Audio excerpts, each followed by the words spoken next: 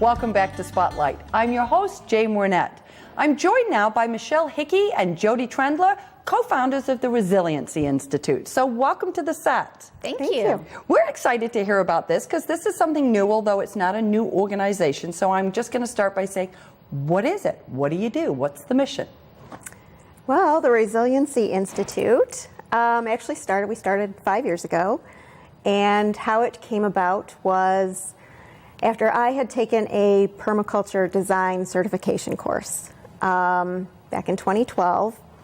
And what happened through that process was it just pretty much congealed all of my environmental interests that I had been building pretty much over my entire life.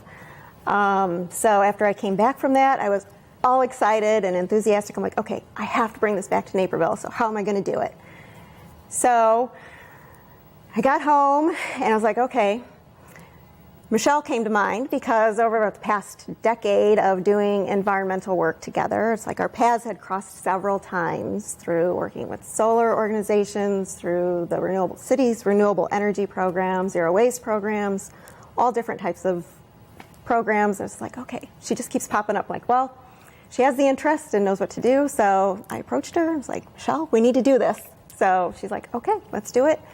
And then the rest is history. The rest is history. Okay. So yeah, and our mission is to create resilient permaculture communities. So we're preparing our communities to handle social, economic, or environmental challenges. Okay. So. Well, that's interesting. So now tell me a little bit more about exactly what permaculture is, because you talked about you got training in it. So what is it? For those of us that are not as educated environmentally, what is it?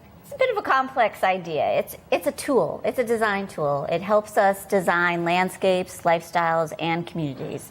So it's a way of looking at things through the lens of ethics, of how do we design something that cares for the earth, that cares for people, and that cares for future generations. We're all about designing things for abundance and resilience that reconnect people with nature, with where their food comes from, that build thriving social economic systems, and make sure that everybody is fed and sheltered. Okay, that's some big objectives, very full circle. Yeah. Talk a little bit about your Growing Food Securities project. So we started our Growing Food Security program as a way to reconnect people with where their food comes from. And also as a way to feed food insecure people. So in DuPage County, there are about 100,000 food insecure people, which is really unfortunate.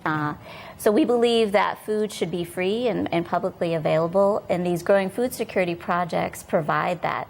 What we do with these projects is we transform resource-intensive lawns into edible woodlands. It's like imagine going into a forest preserve and most of the plants and trees around you are filled with food, whether it be fruits, nuts, medicinal herbs, think of asparagus, rhubarb, pears, apples, peaches, all of that. So that's what we do. We create these edible woodlands for people. We have 3 growing food security projects. We have the Whole Foods Market Edible Forest Garden, which is on the Conservation Foundation's McDonald Farm. Okay. It demonstrates how people can transform their suburban lots into an edible forest garden so that they can feed their families. And then we have the Ferry Forest Garden, which is located off of Route 59 and Ferry Road, and that's on DuPage County-owned right-of-way land along the Illinois Prairie Path. So that's a nice public space that demonstrates how we can be utilizing our forest preserves to be growing food security. And then our last one is at the Northern Illinois Food Bank. We have a growing food security garden there to demonstrate another way to feed food insecure people. Okay, so it sounds a little bit like you've got these you're demonstrating how to do it, but you're also simultaneously creating that food as well. So you're helping take care of food insecure folks, but also teaching people how to do it for themselves a little bit. Is that right? Correct. Exactly. Okay, all right. Now, Michelle, what other kinds of projects do you have and other kinds of programs? Well, exactly like you said, we are an educational organization, so an educational nonprofit. So we do provide several different types of classes to teach people how to do this on their own. So for homeowners, we teach, one of the big classes we teach is how to grow fruit tree guild. So we teach people how to grow, start small, start at home, grow what you have. And then we also have certification programs where we have our wild edible certification program. We have an herbalism certification program, and then a permaculture forest gardener program. So it's kind of like a Fruit Tree Guild class expanded.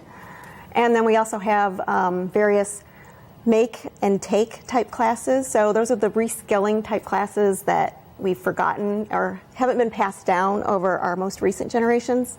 So canning, cheese making, soap making, all those homesteading type skills. And we like to make them as engaging and as hand-on as possible.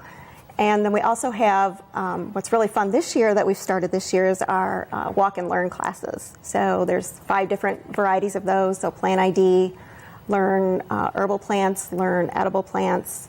We're going to have garden tours where you can actually see permaculture gardens, and then also Shinjin-yoku walks. So those are connecting with nature. You have a lot going on. You two ladies have been very busy in building this and really sort of that whole back to nature and a lot of being able to do it for yourself. I really like that whole concept of that. Yeah. But I know you're also having an impact on the economy. So talk a little bit about that. Well, a lot of people don't realize that where they spend their dollar makes a difference. And when you're a local nonprofit or a locally owned business, you tend to spend 3 times more money within your local community than a larger chain does.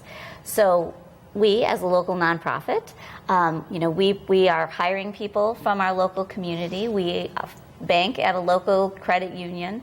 We hire people, local service providers. But one of the biggest things is that our students who graduate from our programs, we hire them. And we also empower them. So some of them have started new businesses, some of them have added new services to businesses that they already offer, and then, of course, they teach for us.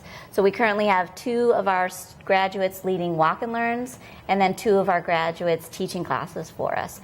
So we like to educate people that, we are growing jobs. Come to us, learn from us, and then we will offer you an opportunity to share your skills. And then hopefully once you've grown with us, you can go on and start your own business. Well, that's wonderful. So how would I get involved with you? As we wrap up, what would be a way for me to get involved with you? Well, we have a fundraiser coming up. Okay. On April 29th from 4 to 7 at Solemn Oath Brewery. We'd really love for you to be there and anybody else who's watching to come and support us. When you come to this, you buy a ticket, you're going to get beer and tacos and plants because it's Arbor Day. So this is an opportunity for you to begin growing your own food security in your own yard. So that's one way. And then other ways are, of course, being a forest garden volunteer. Our forest gardens don't manage themselves. So we need people to help us with weeding and planting and pruning and caging and doing things like that until they grow and develop. So you can take a class. So check out our website, and we have all kinds of things coming up. So we have a lot of fun classes coming up. Donations are always welcome. Yeah, money's always good, right? We know that. As a not-for-profit, we know that too. So that's wonderful. Thank you guys so much for stopping by and sharing all this information about the Resiliency Institute. It's really terrific. So thank you. Thank you for having us. If you would like to find out more about the Resiliency Institute, please visit their website. We're going to take a quick break with a few short messages, but we're coming right back, so stay with us.